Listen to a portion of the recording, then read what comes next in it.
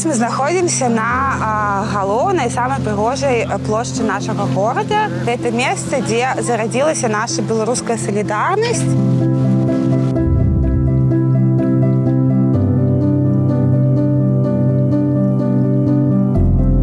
Мы прыйшлі ў ліпені яшчэ з надзеяю сказаць, што мы падтрымліваем нашых суайчыннікаў у Беларусі, што мы з імі, што мы цалкам будзем іх падтрымліваць да апошняга.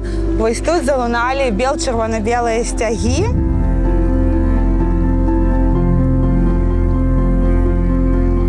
Гэтае месца мы выбралі для таго, каб выразіць сваю салідарнасць не выпадкова, таму што вось там знаходзіцца Юстыцыя. Юстыцыя – гэта рымская багіня правасуддзя, і гэта тое, чаго нам вельмі не хапае ў Беларусі. Нам не хапае правасуддзя, чэсных судоў. Тое, што адбываецца зараз у прававым полі, гэта, канешне, вельмі жудасна.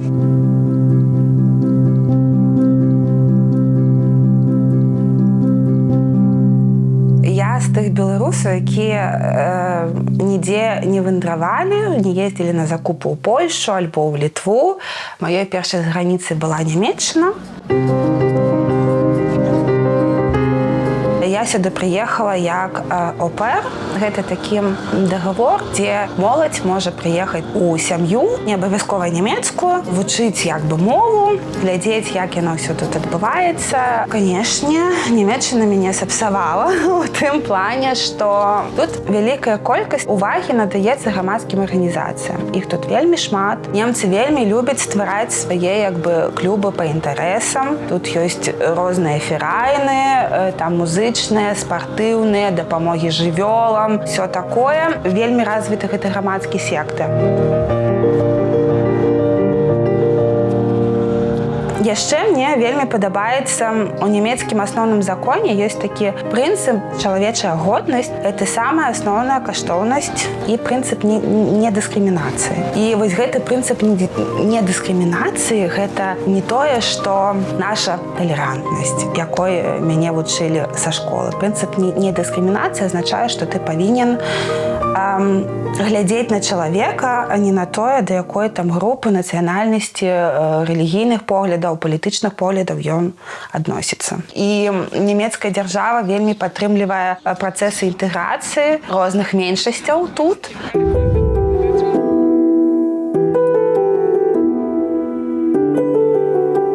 Сёння мы таксама існуем. Гэта важна, таму што ў 2020 годзе мы не ведалі адзін аднаго. Мы не ведалі, што ў нас тут столькі цудоўных беларусаў жыве. Вось я 8 гадоў жыву ў Нямецчыне. Я не сустракала ніводнага беларуса, і ў маім асяроддзі не было. Але ў 2020 годзе мы сустрэліся, выйшлі, паглядзелі адзін аднаму ў вочы і вырашылі, што мы таксама ёсць.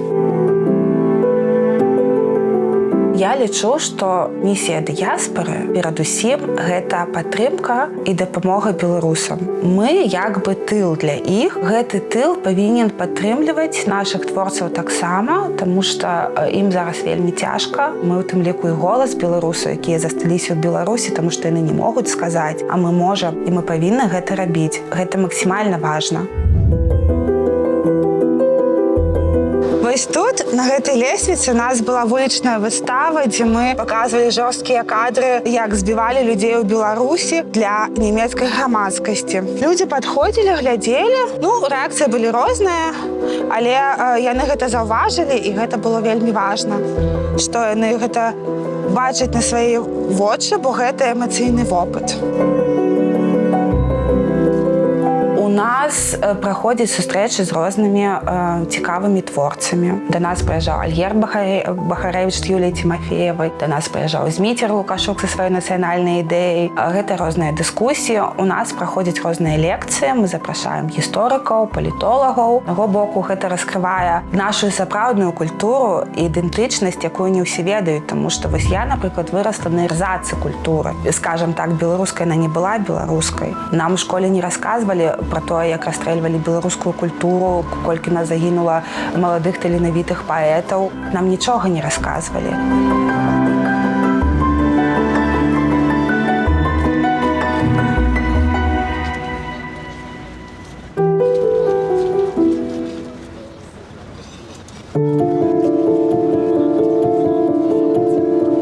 На гэтай плошчы 10 траўня 1933 года нацысцкія студэнты палілі кнігі, якія не адносіліся да нямецкага духу. Тут стаіць такое выказванне фон Генріха Хейне.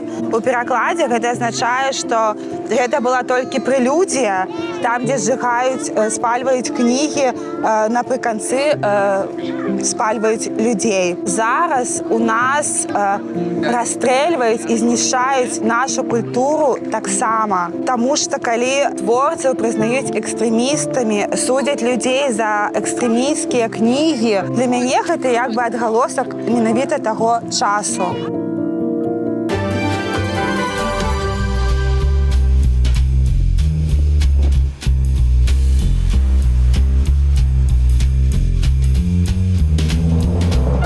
Я родился в Казахстане, Карагандинской области, поселок Актау. Белорусский цементный завод пригласил наших родителей как специалистов для запуска этого завода. Я отучился в школе, потом пошел учиться в университет, отучился, пошел работать. Гражданином я сразу стал. Получается, после 16 лет там дают паспорт. И семью я в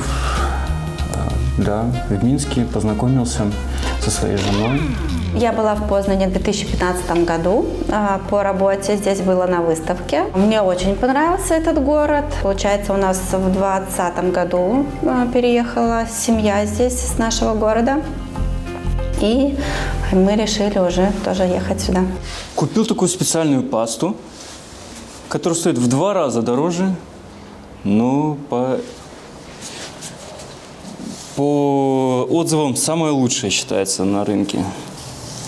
Не оставляет следов.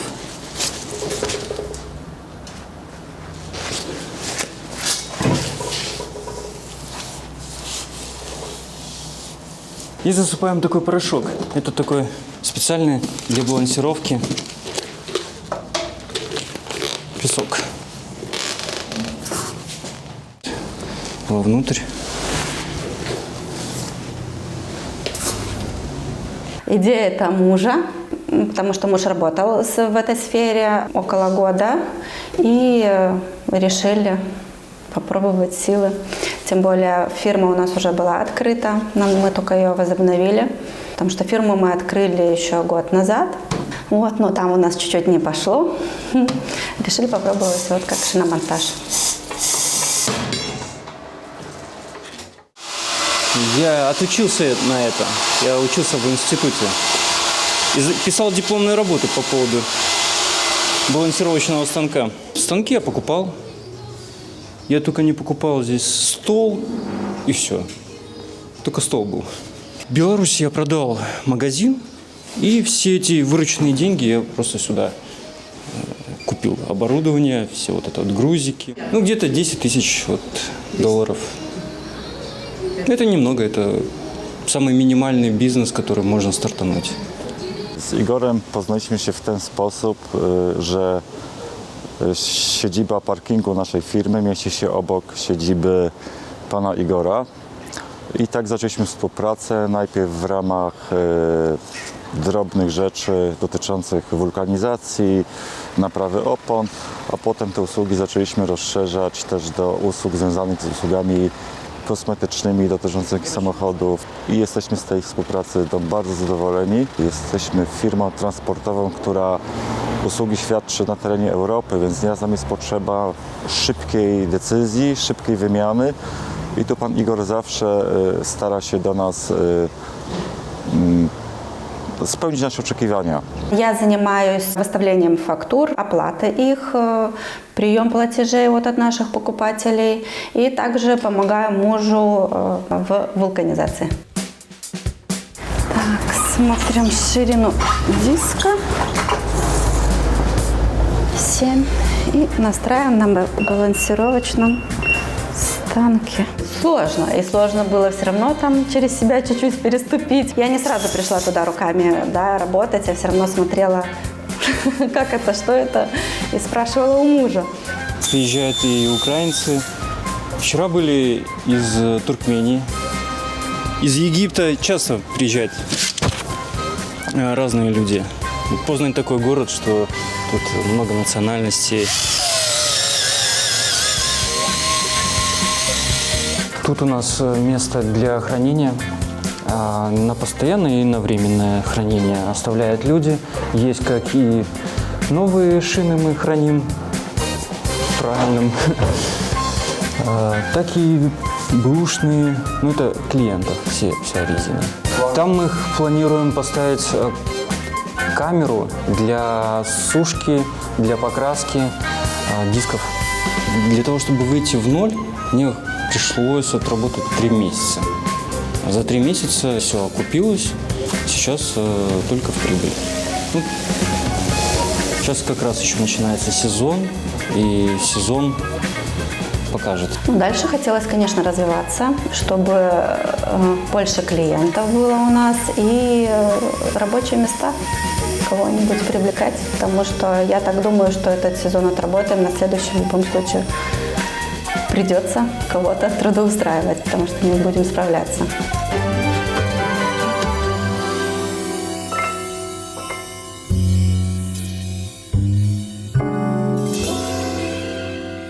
Я вообще никогда не думала, что я буду такой белорусской. У меня отец из России. Я много времени в детстве там провела, он военный, мы много ездили, катались по России. Я какое-то время увлекалась, очень интересовалась историей России. Но сейчас я четко осознаю, что я хочу знать больше про Беларусь, я хочу быть больше белорусской. Мы очень хорошо умеем грустить, красивое какое-то страдание, да. Так родился бренд «Про дом, про корени, про память». Мне кажется, это удивительный феномен вообще, то, что происходит с белорусской нацией сейчас. Насколько белорусы пытаются стать белорусами. И, наверное, этот бренд про это. Что насколько мы пытаемся вообще прийти к каким-то истокам, показать их через наши украшения, нарядить в них всю Беларусь. У меня такая цель вообще. Вот эти палочки. Это 2 разных элемента. Поэтому мы создали новое. Мы создали что-то новое, да. И нам нужно это рассказать, что орнамент, он меняется, и мы его всегда своим каким-то значением награждаем, назначаем. Мне многие говорили, вы себя очень сильно ограничиваете, у вас такой маленький рынок в том, что вы делаете только для белорусов, там только белорусское. Я вижу в этом, наоборот, огромное поле возможностей, потому что это безумно интересно, красиво, белорусская история, то, чего нас всегда лишали, это очень увлекательная вообще вещь. Наша задача все вот это дело назад вернуть. У меня принципиальная позиция, чтобы команда в основном была только белорусская. Нам нужно сейчас друг друга помогать, поддерживать. И зачем брать людей из другой страны, если есть так много хороших белорусов? В общем-то, это все началось с дружеской командой. Ребята переехали в начале войны. Ювелирным искусством никто не занимался. Больше скажу, не бизнесом, в принципе, никто не занимался. Мы все новички. Учимся на своих ошибках до сих пор, все, что мы делаем. Рассказывая Хомякова Мария Андреевна. Казацкие болсуны. Казацкие болсуны – это что-то в Гомельской области, оказывается, я выяснила. Команда сложилась из-за таких обстоятельств, которые мы не выбирали. Да? Ребята приехали, у многих просто не было работы, опять же, за что жить. Не знаю, как бы моя жизнь сложилась, если бы не белорусский край. И это абсолютно какое-то незапланированное, прекрасное, чудесное дело, и которое пошло само собой, дало нам всем возможность вообще жить, выживать в это непростое время. Не спеши, не спеши. Я вообще не делаю теперь сама изделия. У нас есть производство. Это грузины, которые здесь, в Тбилиси.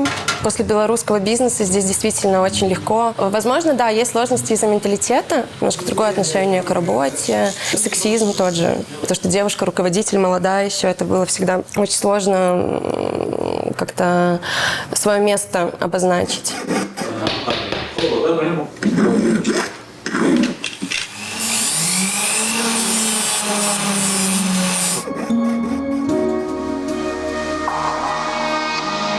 Уже 3-й год я в эмиграции, получается, скоро будет. И, наверное, я только сейчас начинаю понимать и осознавать вообще, что происходит со мной. Потому что вот такая волна одиночества, она меня только сейчас начинает накрывать. Я думала, что я смогу от этого сбежать, когда будет рядом семья, родители, там, друзья, но как-то вот нет. И только сейчас вот это осознание приходит, что это не твой дом, ты не дома, и дом у тебя в Беларуси, которого пока нет.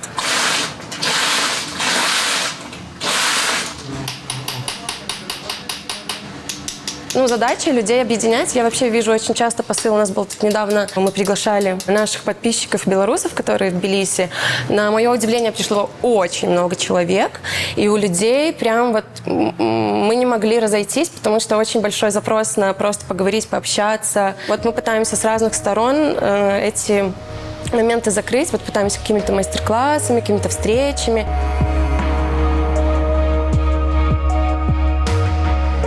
В белорусской тусовке прикольно только белорусы. Типа у нас как-то вот все очень настолько вот... это, ну, наверное, маятник просто сильно пошатнулся сначала в одну сторону, сейчас ему нужно в другую очень сильно пошатнуться, чтобы мы вот это прочувствовали, ощутили, вернули вот эту рану какую-то нашу, наверное, травму. Яна? Так? Все добре. Персонажок буде наш стікер і поштовочку вам. Дякую. Дякую вам. Вельми приємно. Чым можа ганарыцца беларус у свеце? Ці сумуюць людзі па Беларусі пасля пераезду? Пры якіх умовах вернуцца на радзіму? Адкажуць ужо зараз. Котики. Белорусы, ну да, котики. Белорусы – это люди, которые хотят стать белорусами. Просто великие люди, которые смогли объединиться. Ни за кими. Что мы молчим и ничего не делаем для нашей демократии. То, что мы, конечно, частка России. Поляки мне сказали, что белорусы более образованные приезжают сюда. Які размаўляе по-беларуску, шануе свою культуру и любит свою мову. Да, они все классные. Мария Колесникова. Хай будем Маргарита Левчук. Банально там, чтобы не болели родственники. Не вернуться в Беларусь. Боюсь никогда не вернуться домой. Я боюсь, что однажды я открою вочы, а Беларуси нема. Буду чего. Идти дальше в будущее. Ничего не боюсь. Ну и зараз я не боюсь размаўляць с вами закрытым тваром. Америка. Польша. Ну так как мы живем в Польше, я так думаю, что Польша. Важно, каб былі беларускія нацыянальныя інтарэсы і Беларусь, якая будуе мосты з усімі, з кім можа. Адзінае, што, канешне, спачатку трэба выйсці з-пад уплыву России. Успешный, свободный, разный, но очень-очень-очень сильно любящий Беларусь. Вольный. Гэта свабоднае адкрытае грамадства, гэта дэмакратыя, гэта правы чалавека, гэта чэсныя суды и улада, якую выбирает народ. Чтобы было точно так же, как и в Польше. Много предприятий, а не так, что все на одном заводе работают. Должно этих заводов быть очень много. Адразу я бы приехала до моей бабули и выбачылася за то, что весь гэты час мяне з ёю не было побач. Потом я з'ездила бы на могилы своих бацькоў, а пасля я бы приехала у свою вёску напитаться энергией родной земли. Пройдемся, да, по нашим любимым местам, соберемся с друзьями. Накроем стол, сядем, выпьем, но будем вспоминать, листать фотографии старые, вспоминать, как было, и будем мечтать о будущем.